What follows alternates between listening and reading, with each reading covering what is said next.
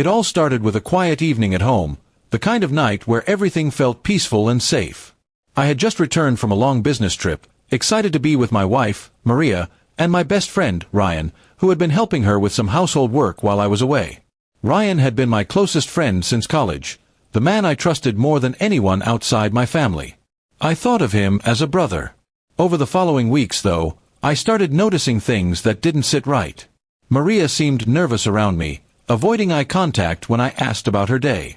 Ryan stopped visiting as often, claiming he was busy, yet I'd sometimes see his car parked down the street near my house. My gut told me something was wrong, but my heart refused to believe it. I had too much faith in both of them to imagine any betrayal. Then one evening, while I was helping Maria organize some papers, I came across a medical report tucked inside her drawer. It was a pregnancy report. The date on it was from 2 months earlier, right around the time I had been away. My hands trembled as I read it. When I confronted her, she froze. She didn't deny it right away, she just started crying, saying it was complicated. That word shattered me. At first, she refused to tell me who the father was. I demanded the truth over and over, until she finally broke down and whispered Ryan's name. My mind went blank. I couldn't breathe. My best friend had betrayed me in the worst way possible, and my wife had let it happen. I left the house that night without saying another word, driving aimlessly until sunrise, trying to make sense of how my whole world had fallen apart overnight. When I went to my parents' house, I expected comfort. Instead, I found something even more painful. They already knew. My mother couldn't look me in the eye. My father tried to calm me, saying, "Son, we didn't want to tell you until you were ready." Ready? How could anyone ever be ready to hear that their wife was carrying their best friend's child? It felt like I had been living inside a lie, carefully protected by the people I loved most. The anger inside me boiled like fire. I couldn't understand how everyone had chosen to protect her instead of me. My mother tried to justify it, saying Maria had been scared, and Ryan had promised to take responsibility quietly. But to me, their silence was betrayal too. They'd watched me live in ignorance while laughing at dinners and smiling through conversations as if nothing had happened. For days, I locked myself in my apartment, ignoring calls and messages. Maria came by, crying at the door, begging for forgiveness, saying she'd made a terrible mistake. I didn't let her in.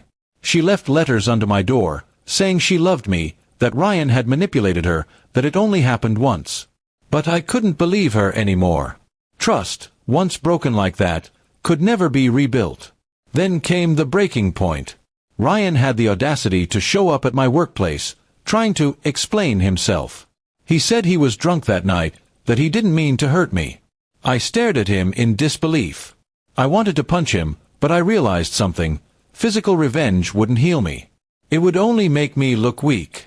I decided right then to take a different kind of revenge, calculated, quiet, and unforgettable. I started by exposing Ryan's lies. He worked at a company that had recently partnered with my firm.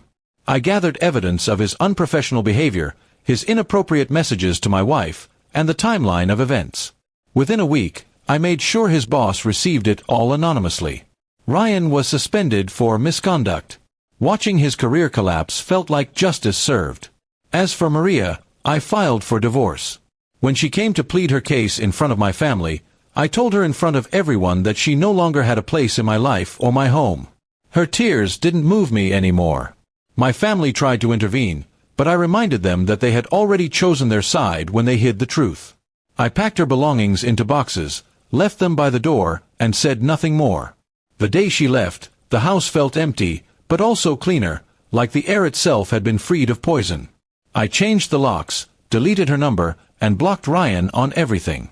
For the first time in months, I slept through the night without nightmares. The silence was painful, but it was also peaceful. I was finally in control again. In the following weeks, word spread about what had happened. Some people pitied me, others admired my strength. Ryan disappeared from our town not long after, unable to face anyone. Maria went to live with her sister. I didn't care where they ended up. All I cared about was rebuilding my life from the ashes they left behind. Over time, my anger turned into clarity. I realized revenge wasn't just about making them suffer, It was about reclaiming my dignity and peace. I didn't destroy them physically or financially. I simply erased them from my story, letting the weight of their own choices crush them naturally. Months later, I met someone new, someone who knew my past but didn't judge me for it.